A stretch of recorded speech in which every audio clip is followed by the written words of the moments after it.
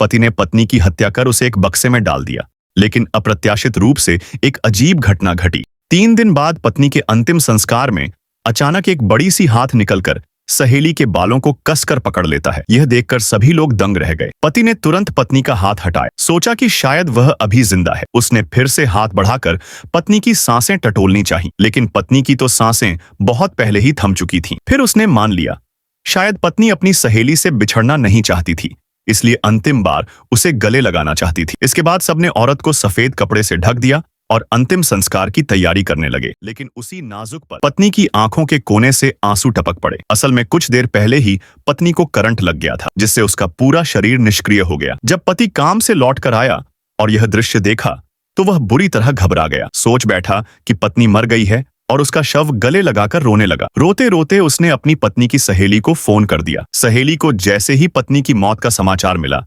वह भी झटपट अपनी बेटी को लेकर आ पहुंची। पति और सहेली दोनों को अपने लिए दुखी देखकर पत्नी को लगा शायद ये दोनों ही उसके लिए दुनिया के सबसे अपने हैं। लेकिन तभी बेटी ने कहा, माँ, वो तो आंटी है, क्या मेरी असली माँ सच में मर गई? तभी औरत को सच्चाई का एहसास हुआ। जिस बेटी को उसने पाला पोसा वह असल में उसकी नहीं बल्कि उसकी सहेली की थी। सहेली बोली, कितनी बार कहा है तुझे, असली माँ तो मैं ही हूँ, रेन झाओ।